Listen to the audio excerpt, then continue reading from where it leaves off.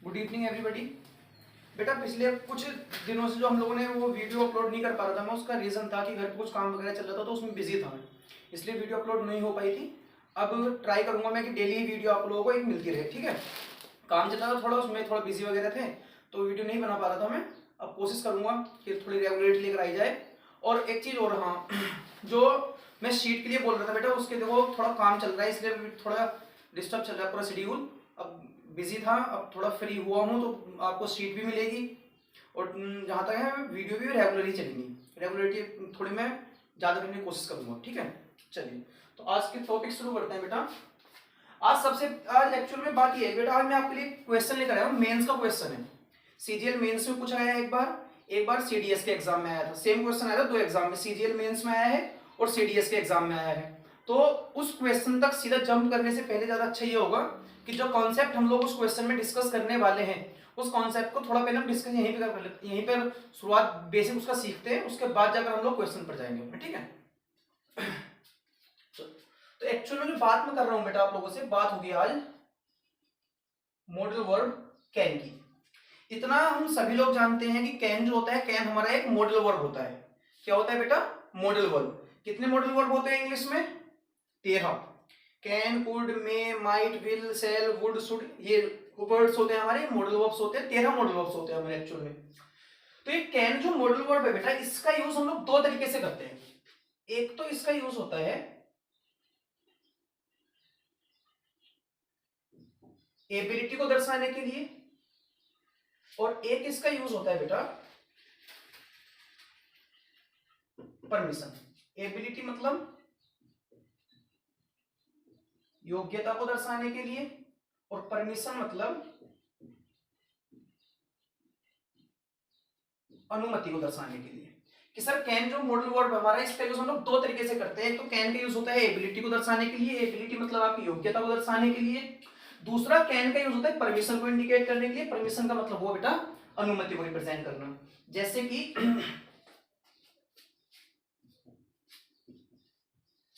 he can speak English or he can take my pen, ये my book, और he can run faster than you,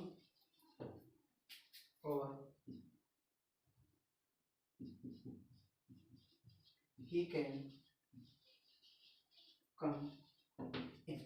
ये चार sentences है बेटा कि he can speak English, he can take my book, he can run faster than you और he can come in। अब आप ध्यान से ऑब्जर्व करोगे तो चारों ही सेंटेंसेस में यूज हुआ है बेटा कैन का। अब बात को समझते हैं कि सर सेंटेंस में कैन आया है तो कैन या तो रिप्रेजेंट कर सकता है एबिलिटी को या कैन रिप्रेजेंट कर सकता है परमिशन को। मतलब इन चारों सेंटेंस में या तो बात एबिलिटी की होनी है या बात होनी है बेटा परमिशन की। अब जैसा आपको फर्स्ट सेंटेंस कहा गया है कि ही कैन स्पीक इंग्लिश, वह इंग्लिश बोल सकता है, वह इंग्लिश बोल सकता है। अब ये इंग्लिश बोलना हर किसी का काम तो नहीं है, हर कोई तो इस काम को नहीं कर सकता। जिसने जो इंग्लिश को जानती नहीं, जो इंग्लिश पढ़ते ही नहीं बेचारा, वो इंग्लिश क्या बोलेगा। तो इंग्लिश को बोलना जो है ये किसी एक इंडिविजुअल व्यक्ति की क्या बनेगी बेटा? ये बनेगी योग्यता। वह इंग्लिश बोल सकता है, ये उसके अंदर की कैपेबिलिटी है, ये उसकी योग्यता को रिप्रेजेंट करता है। तो इस सेंटेंस में तो हो गई सर ये क्या, इसकी एबिलिटी। कैन रिप्रेजेंट कर रहा है एबिलिटी को। अच्छा, ही कैन टेक माई बुक, वह मेरी बुक ले सकता है। अब he can take my book, वह मेरी बुक ले सकता है। सर इसमें जो बात हो रही है वह बुक ले सकता है, बुक लेने के लिए योग्यता नहीं चाहिए। मैं अपनी बुक किसी को दे रहा हूं या किसी को मेरी बुक चाहिए तो वो मेरी बुक तब लेगा ना जब मैं उसको उस चीज की परमिशन दूंगा, मैं अनुमति दूंगा तभी तो मेरी बुक लेगा। अगर मैं अनुमति ही नहीं दूंगा तो फिर बुक कहां से ले लेगा। तो सर इस सेंटेंस में कैन आया है, ये रिप्रेजेंट करता है बेटा आपकी परमिशन। अच्छा अब आते हैं इस पर, he can run faster than you, वह तुमसे ज्यादा तेज दौड़ सकता है, वह तुमसे ज्यादा तेज दौड़ सकता है। फटाफट सेंस लगाओ और सोचो क्या हो सकता है इसमें। वह तुमसे ज्यादा तेज दौड़ सकता है, परमिशन होगी या उसकी एबिलिटी है? तेज दौड़ना, आप अनुमति दे रहे हो किसी को या आप उसकी योग्यता बता रहे हो? एबिलिटी है, सीधी सी बात है सर। वह तुमसे ज्यादा तेज दौड़ सकता है, एबिलिटी को ही रिप्रेजेंट करेगा, योग्यता को ही बताएगा। अच्छा, अब आते हैं लास्ट सेंटेंस पर। ही कैन कम इन, वह अंदर आ सकता है। क्या हुआ? वह अंदर आ सकता है मतलब परमिशन। तो ये रिप्रेजेंट कर रहा है बेटा आपके परमिशन को। मतलब क्या हुआ बात का? मतलब ये हुआ कि सर चारों सेंटेंस में कैन का यूज करा।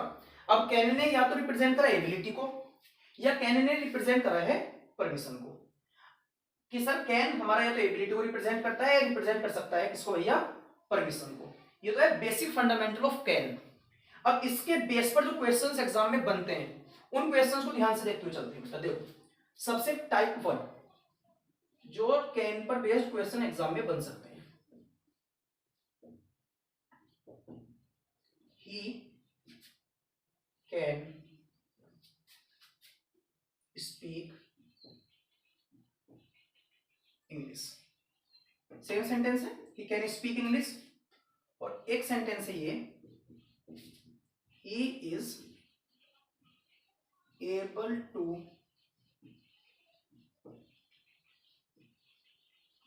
Speak English. He can speak English और he is able to speak English. अब अगर आप इस फर्स्ट सेंटेंस को ट्रांसलेट करते हैं sir he can speak English, तो मतलब सीधा सीधा निकलता है कि वह इंग्लिश बोल सकता है। बात किसकी हुई भैया? बात हुई आपकी एबिलिटी की।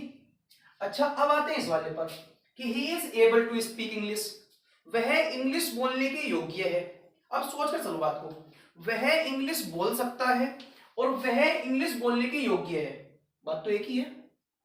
वह तेज दौड़ सकता है और वह तेज दौड़ने के योग्य है।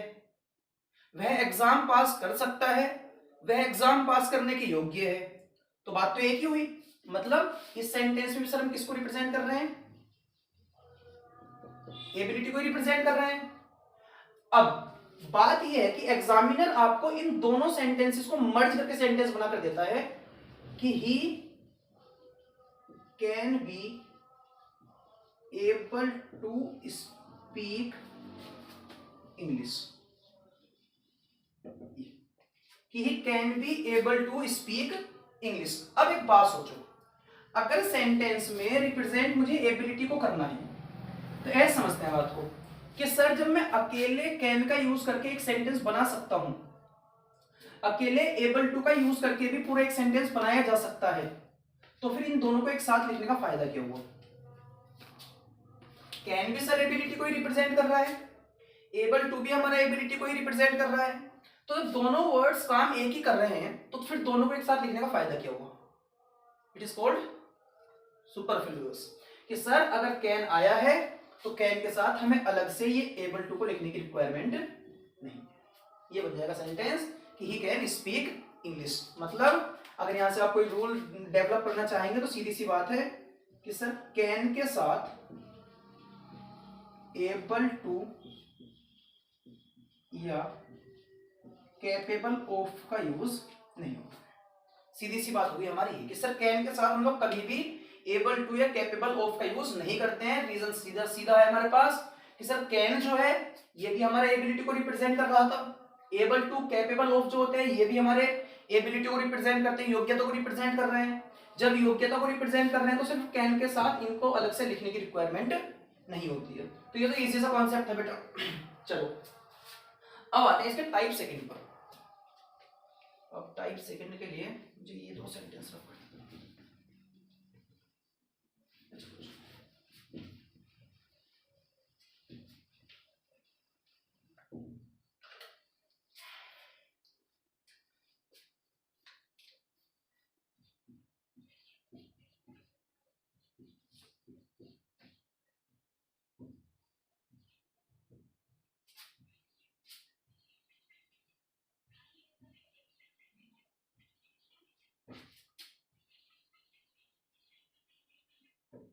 बेटा ये सेंटेंस देखिए, आई कैन सोल्व द क्वेश्चन, मैं क्वेश्चन को सोल्व कर सकता हूं। क्या है, एबिलिटी है या परमिशन है? एबिलिटी। मैं क्वेश्चन को सोल्व कर सकता हूं का मतलब हुआ कि सर आप सेंटेंस में रिप्रेजेंट कर रहे हो एबिलिटी को, मतलब कैन आपको रिप्रेजेंट करके क्या दे रहा है भैया, एबिलिटी। अब आपको इसमें समझना जो है, जो सेकंड टाइप हम लोग डिस्कस कर रहे हैं बेटा, ये थोड़ा इंपॉर्टेंट है और एग्जाम में जो क्वेश्चन ज्यादातर बनते हैं थोड़ा एडवांस लेवल के, वो यहीं से बनते हैं, टाइप सेकंड से, तो इसको थोड़ा ध्यान समझ लेना। आई कैन सोल्व द क्वेश्चन, मैं क्वेश्चन सोल्व कर सकता हूं। सर ये एबिलिटी तो है, योग्यता तो है, लेकिन ये योग्यता है किस टाइम की? ये योग्यता मेरे पास वर्तमान में है, मतलब प्रेजेंट में है, ये एबिलिटी मेरे पास पास्ट में थी, या ये एबिलिटी मेरे पास फ्यूचर में आएगी? मैं क्वेश्चन सोल्व कर सकता हूं, या मैं इंग्लिश पढ़ा सकता हूं, या मैं इंग्लिश पढ़ सकता हूं, ये एबिलिटी मेरे पास प्रेजेंट की है, पास्ट की थी, या फ्यूचर की होगी? बोलिए। क्वेश्चन सोल्व कर सकता हूं प्रेजेंट की हुई ना, कि सर ये एबिलिटी जो है it is ability of present. अब अगर इसी सेंटेंस को थोड़ा सा चेंज करके लिखा जाए, चेंज करके कैसे लिखा जाए कि sir I can solve the question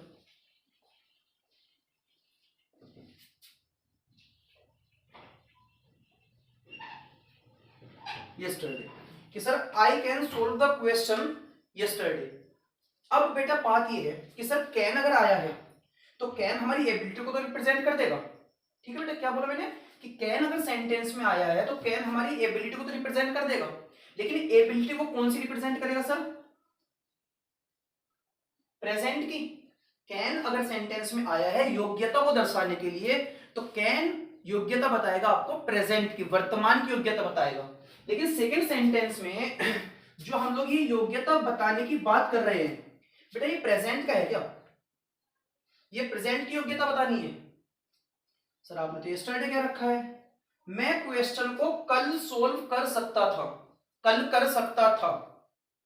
ability जो है ना बेटा, इस बार एबिलिटी है सर हमारे पास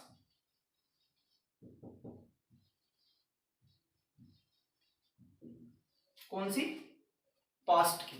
तो बेटा अगर सेंटेंस में पास्ट की एबिलिटी को रिप्रेजेंट करना होता है तो फिर अब कैन नहीं आएगा, अब आएगा क्या भैया,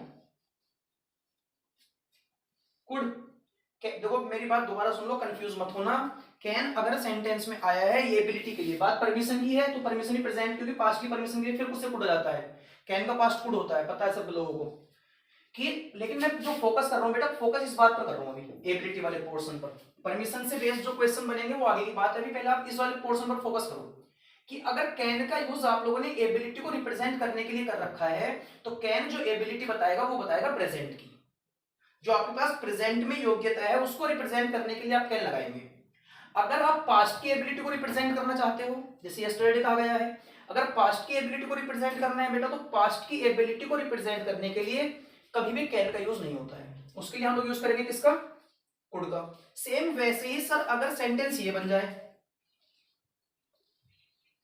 आई can solve the question tomorrow, I can solve the question tomorrow. अब फिर से वही बात आई कि सर अगर सेंटेंस में कैन आया है तो कैन तो हमारे एबिलिटी को बताएगा, कैन तो योग्यता को बताएगा, लेकिन फिर से वही बात है, कैन अगर एबिलिटी बताएगा तो कौन सी एबिलिटी बताएगा भैया, प्रेजेंट की। लेकिन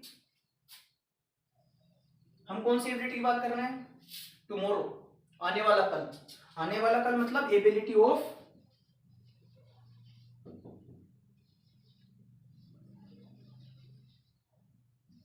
फ्यूचर। आप एक ऐसी योग्यता की बात कर रहे हो जो फ्यूचर की है, जो भविष्य में आपको मिलने वाली है।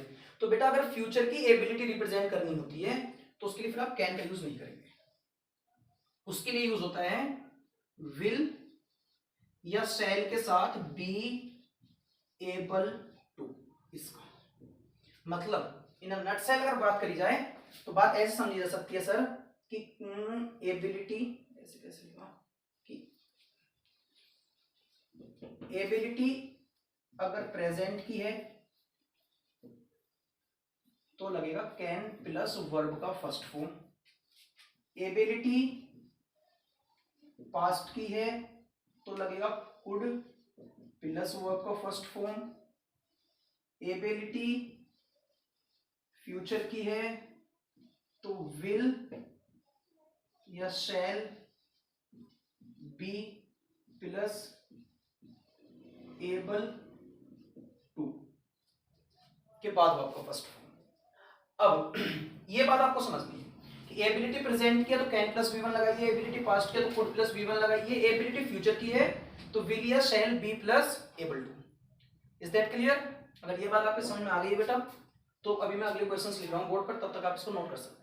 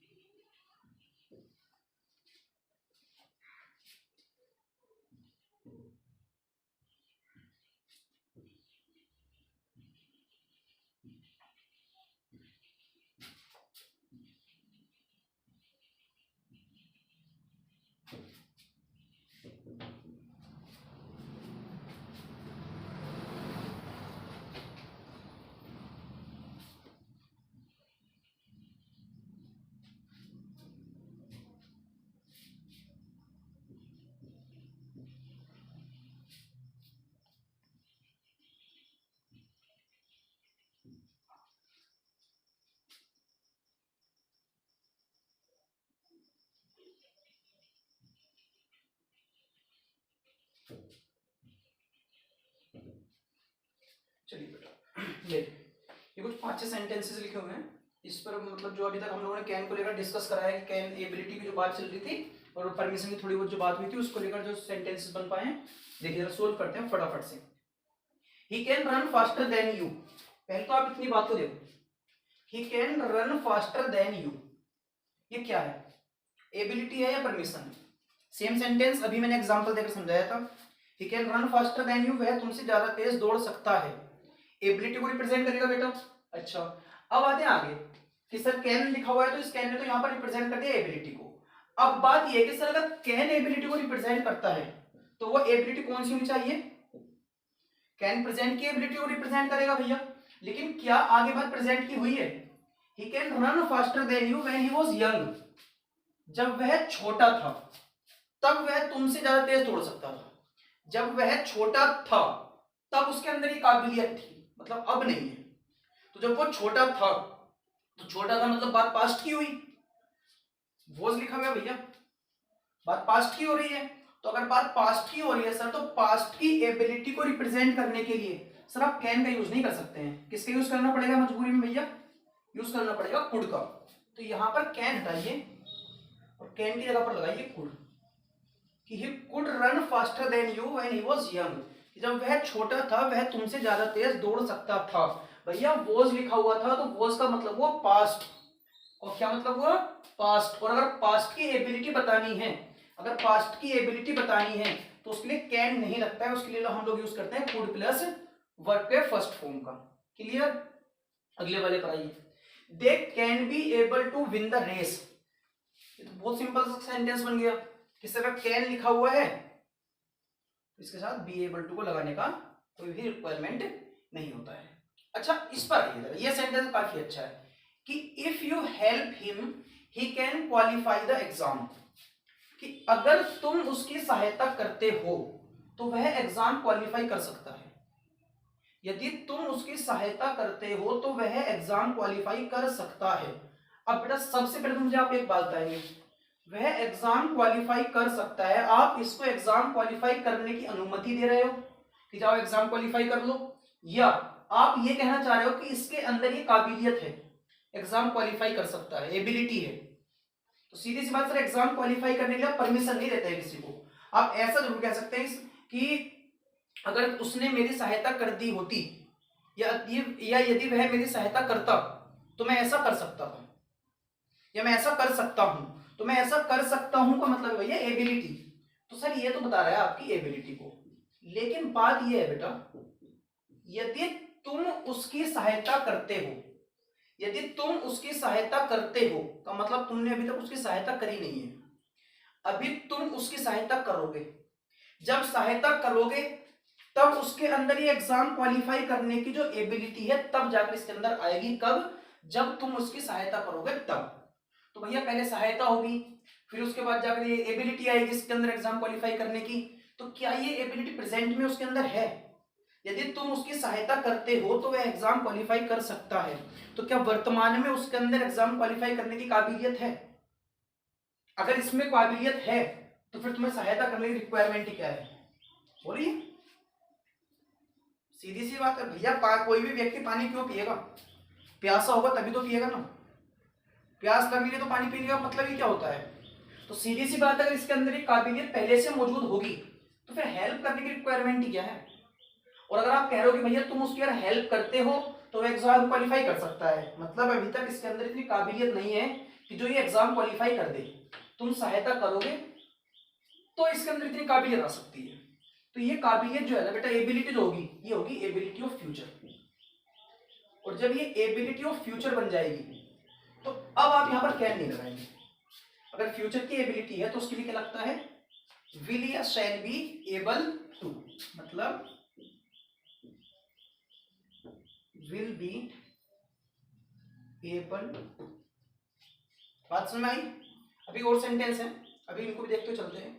If you motivate him he can get good marks. सीधी सी बात यहां पर भी है। पहले इसको देखो, वह अच्छे अंक प्राप्त कर सकता है, वह अच्छे अंक प्राप्त कर सकता है, क्या है? एबिलिटी या परमिशन? अच्छे अंक प्राप्त कर सकता है सर, किसी को अनुमति तो नहीं दे सकते आप अच्छे अंक प्राप्त करने की, तो ये सीधी सी बात योग्यता ही बनेगी।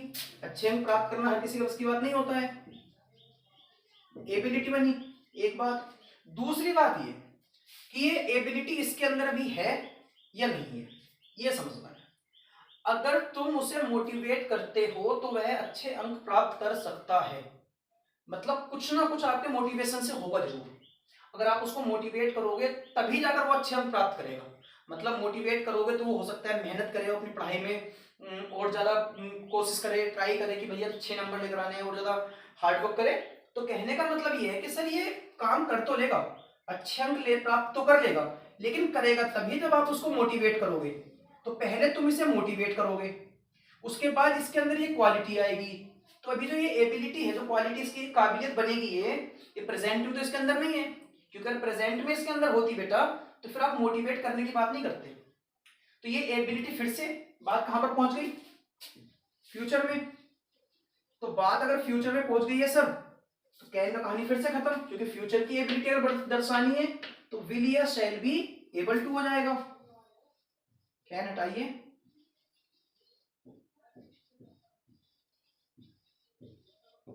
लगाइए विल बी एबल। अच्छा, अब इन दो सेंटेंसेस से मैं आपको एक बात बताना चाह रहा था, इसको समझते हैं ध्यान से। दोनों सेंटेंसेस में इफ का यूज हुआ है, बोलो बेटा, दोनों सेंटेंसेस में इफ का यूज हुआ है। इफ के बाद आपने सब्जेक्ट लिखा, सब्जेक्ट के बाद आपने वर्ब लिखा। इफ के बाद सब्जेक्ट है, इस सब्जेक्ट के बाद आया वर्ब। अब ये वर्ब जो लिखा हुआ है, ध्यान से देखिए, आप मुझे बताइए कि टेंस कौन सा है।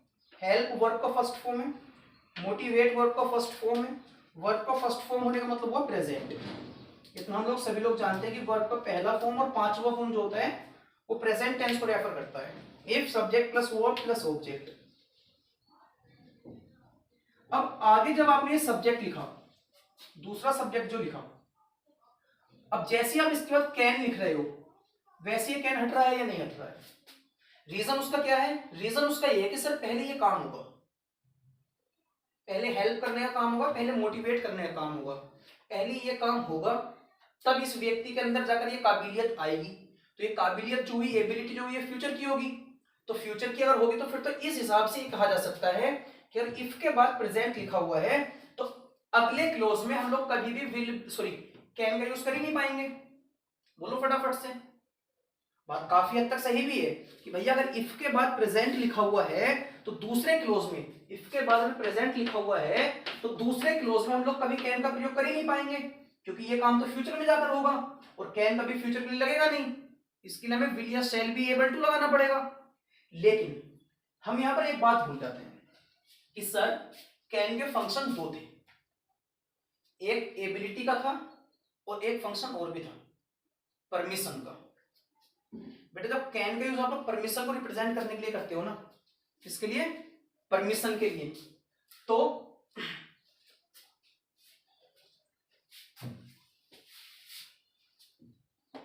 देखिए,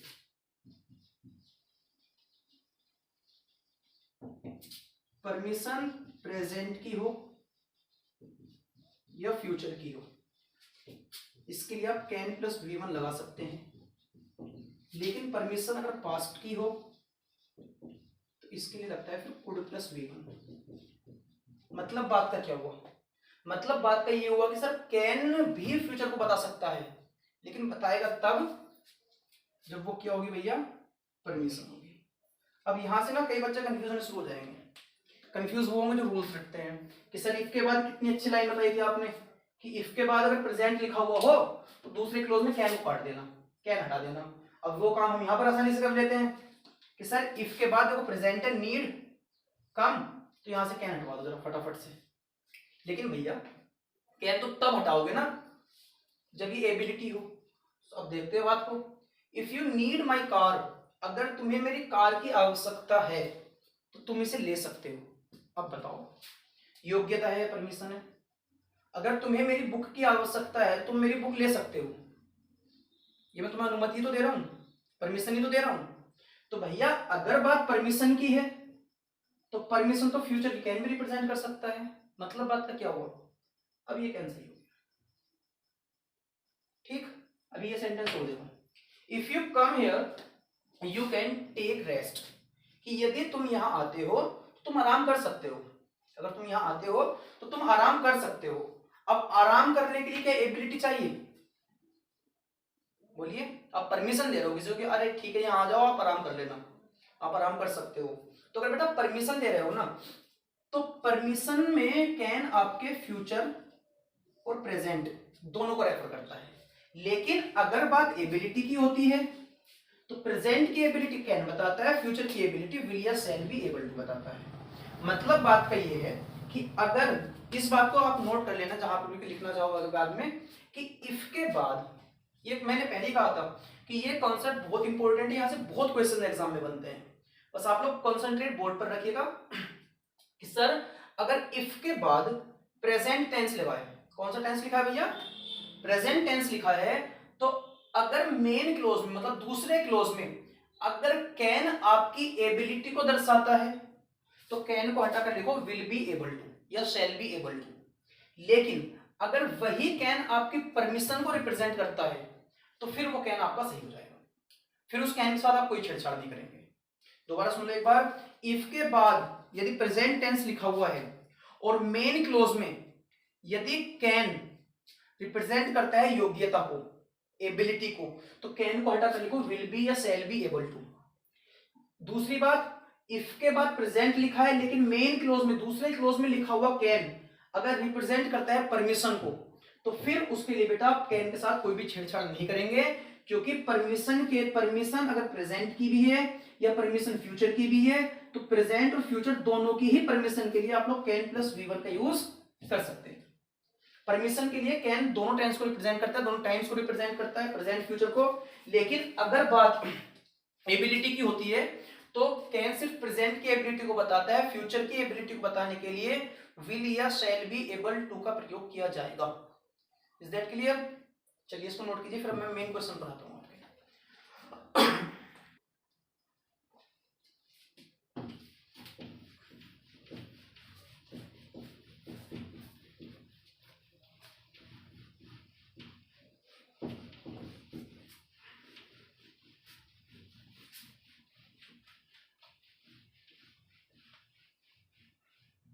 चलो अब देखो, जो एक्चुअल में क्वेश्चन है, स्टेटमेंट है, it is highly unlikely that these two sides can never bridge their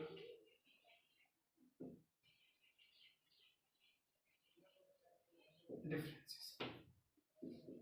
ये स्टेटमेंट है बेटा, it is highly unlikely that these two sides can never bridge there differences. ये क्वेश्चन था आपको जो मुझे डिस्कस करना था, जिसके लिए आज तक का अभी तक का लेक्चर हुआ है। तो भैया इस क्वेश्चन में आप ही लोग सेंस लगाना कि क्या आंसर हो सकता है, क्यों आंसर हो सकता है। क्या तो आप कर ही लोगे, आंसर तो बता ही दोगे, क्योंकि इतनी देर से जो पढ़ते हुए आ रहे हैं सर, फिर आंसर तो वहीं पर होगा, लेकिन सोचकर क्यों होगा वहीं वो आंसर, वो सोचना है आप लोगों को। एक बात। दूसरी बात भैया ये कि आपको मैं बोल चुका हूँ वीडियो शुरुआत में भी कि मुझे थोड़ा मैं बिजी था, इसलिए मैं वीडियो नहीं शूट कर पा रहा था। अब फ्री हो गया हूँ, अब कुछ काम बचा नहीं है मेरे लिए, घर पर ज़्यादा कुछ, तो अब मैं कोशिश करूंगा कि आपको एक वीडियो डेली मिल जाए। लेकिन मैं आपसे उम्मीद करता हूं कि आप लोग मुझे इस स्टेटमेंट का आंसर कमेंट जरूर करेंगे, ठीक है। चलिए आज के लिए बस इतना ही काफी है, बाय।